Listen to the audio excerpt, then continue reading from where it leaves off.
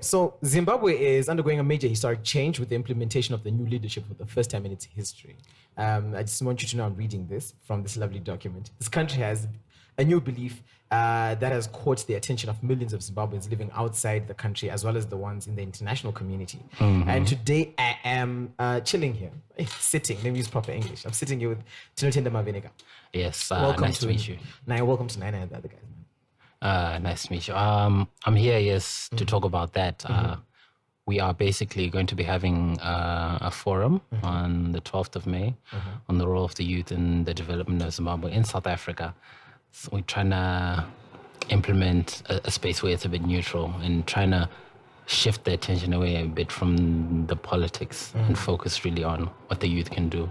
Yes, the politics is important, but our real focus is on empowering the youth and finding a role for the youth and using the youth as a resource to develop the nation. So we're bringing in, I guess, businessmen, politicians, international companies that we would like to sort of engage with and have that conversation on how to guide the youth and also to find out what opportunities are available for the youth, So this thing that we're doing is called the New Zimbabwe Forum, right? So when I was looking at forums, like forums are places where people meet, talk, network, have finger foods, and sometimes you never really hear from anyone saying that, like, listen, we were able to build a bridge because we went to a particular forum. Now here comes a bunch of student kids who are very enterprising, so much initiatives. They've got this one articulated goal. They want to have this new Zimbabwe forum, basically looking at the new Zimbabwe. What makes this particular forum any different from all the other forums that we've always heard about that don't actually show us anything? I think the difference with us is we insist on the aspect of making sure that those who attend or those who participate or those who sign up for the African Youth Empowerment Program and submit their CVs get connected. Every company that we're inviting knows that we're also going to send them out CVs of students and youth members who attend or who are part of our database. So we want to make sure that all these promises, all these actions, talk of action that we need to do are fulfilled at the end of the day. So right now, every time we encourage people to RSVP, we tell them, bring your CVs. If you don't bring your CVs, all we can do is facilitate the transfer of information from our part as African Youth Empowerment to the organizations and hope for the best. Follow up with the organizations and see if there's anyone who they're willing to employ or get on in terms of voluntary work and stuff like that. And then in that situation, you're now not just having the conversation, right? We're making sure that we have the conversation and people get jobs and people find a place to work and people can build from their career and they can come back and be like, by the time we do our next forum, they'll be like, I came for the first one and I was able to connect with such and such a company and we were able to start working. I was starting as an internship and it turned into something real. And that to me is what this organization is about. It's not just about the conversation because it's easy to have a conversation and say, hey, we inspire youth or everything. But it's also about challenging these successful people to show us the opportunities for the youth, to show us what we can do. And if we can follow their steps, we should be guaranteed to get some sort of success. You talked about the African Youth Empowerment Program that people can now this brings a whole new dimension to it. How is this related to the New Zimbabwe Forum? The New Zimbabwe Forum is basically like a sub-product of the African Youth Empowerment. We launched it at the same time. It's like the New Zimbabwe Forum inspired us to take it to the step. Initially, we came in with a mentality of let's just do the forum and see how it goes. But then the more and more we engaged with sponsors and people who wanted us to really go and get behind this, the more we realized that there's a need for this across Africa. When I was sitting and interviewing 2 members of Forbes 30 Under 30 from Africa, we saw that there's a lot of need for partnerships within the continent. And when we'd engage with one of our main sponsors, Monash South Africa, they would always look at it and say, after your forum, what are you guys going to do? Because it'll be great to have the conversation. Yes, we're all on board, but you guys have to make this bigger. So in that thinking of making it bigger, we came up and decided to make this African Youth Empowerment. So the forum, the first one we're kicking off is with the Zim one, where we bring in different companies again, we engage, and we also make sure that all these companies for attending get to be connected to our database of students. So basically what this looks like is you have got different companies coming to meet people who sign up with the African Youth Empowerment. Right. Is it I don't know if it's African Youth Empowerment. Is it a platform? Is it a company? Is it a program? We're trying to build it towards to being a company. A company. Okay, so people sign up to say, I want to come to the New Zimbabwe Forum for this, right? And then they go there. What are they going to be seeing? So I'm rocking in there. I've got a lot of ideas on how Zimbabwe can become a better place. What am I going to see in there? You're going to see the actual situation of what Zimbabwe is like in different sectors. And then we're also going to continue on from that to talk about how we can change these sectors for the better, involving the panelists, and they will share their stories of what they've done and where we can improve and the direction we need to go about it, and sort of guide the people attending and the people watching at home, because the whole forum is going to be online. Okay. What can be done? We'll also push on the conversations to a panel. I can't disclose the names of the panelists, but we will have the panelists speak on what needs to be done to build the sections and where the youth can play a role in those sections. Our 3 main topics that we'll be focusing on are the health sector, the business and economic sector, and social political development within the country.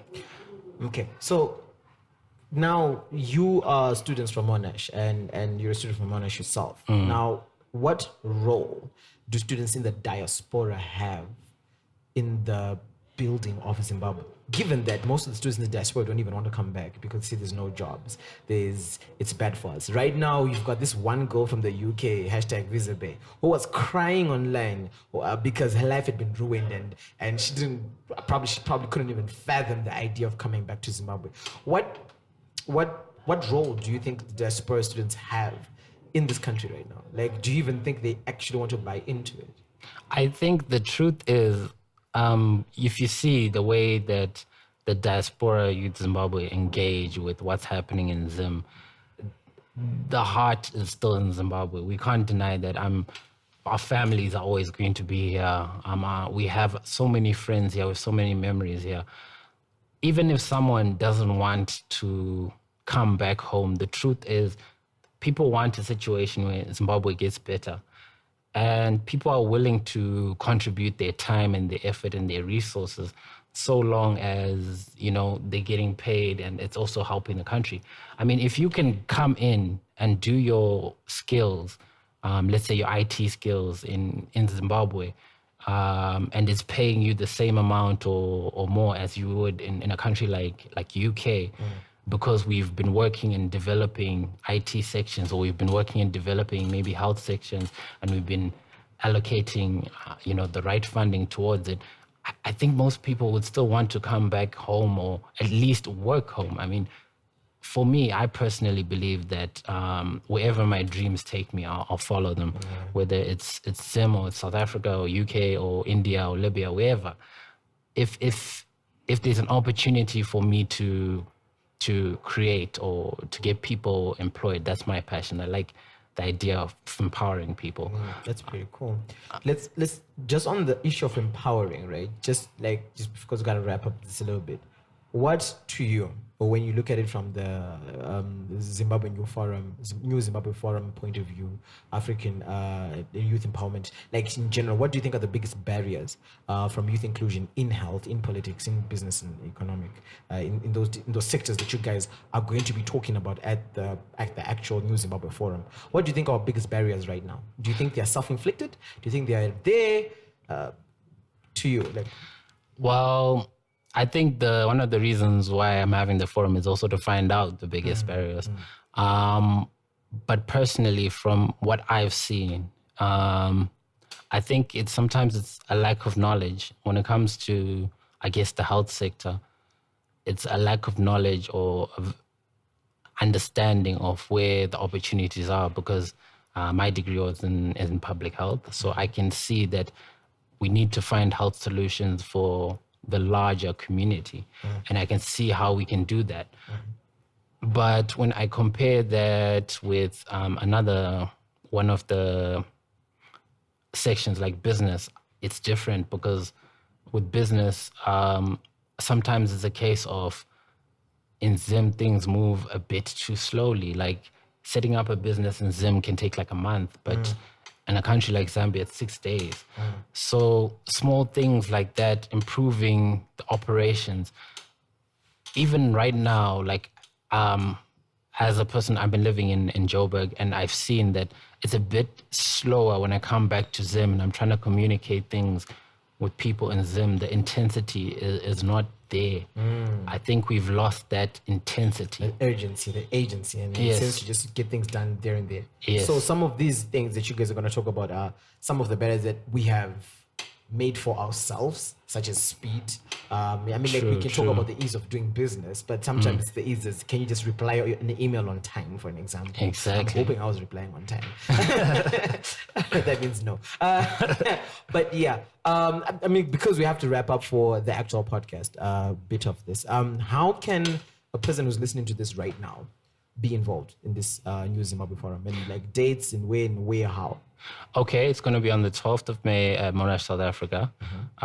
You can contact us on our email address at africanyouthemp@gmail.com. We're still setting up the website, still new. So africanyouthemp@gmail.com. And you can also contact us on Facebook, on Instagram. If you are a student or someone who's looking to get employed, submit your CV to us. That's what we're asking for. Submit your CVs as soon as possible. That email as well? Yes. You just email your CV. You don't need to know your name. It can be on the CV. Okay. And then try and RSVP. If you're unable to come to South Africa, even in Zimbabwe, make sure to just follow us. And then when we do release the podcast, not the podcast, the live stream and everything, and the documentary, you can participate in that way. We will still submit CVs for people who couldn't physically attend. We need to just embrace the aspect of technology. And then if you're a company and you're looking to get involved, send us in an email, tell us what you're about. We will send you in information about what we do, where we could use your help. We would like as many companies to attend as possible. And you're going to get a lot of CVs coming through to you. And we will definitely like to partner up with more organizations willing to help us see this vision of like empowering Zimbabweans, empowering Africans. Is there any monetary fee to pay to attend? No, not to attend the forums. Not it's for that. Absolutely free. Yes, it's free. So there you have it, guys. We are going to be keeping in touch with these guys, with Tino and Scott from the New Zimbabwe Forum, and we're going to be keeping you updated with everything that they do. Count us in. We're going to be there watching the live stream. If you won't be able to make it to Monash, but we'll try to make it. I'm sure like a bunch of our listeners in South Africa will be able to listen. So thank you very, very much. Just one power line from you. If there's anything that you would want to tell anyone who's listening to this podcast right now, any person who's unemployed or employed is trying to look for a better themselves. Yes, I said it's broken English. Get over it. Like, what would you tell them? Firstly, in one line, I would say, don't lose hope. basically I'll say don't lose hope. Don't lose hope. Yeah. Shout out to you, Tino, man. It didn't get you social media as well. My social media is I am coffee. I am with a capital K coffee for Instagram. Same thing on Twitter. I am coffee at I am coffee on Twitter. And then for Facebook, I have a page called Tinotenda Maveneka coffee. If you just type in Tinotenda Maveneka, I'm sure I'll pop up. Yeah, I'm sure that the first meeting that you're going to have with him is over coffee. So there we go. Thanks so much, Thank you. Sure. Really, really though. Really, really, really though.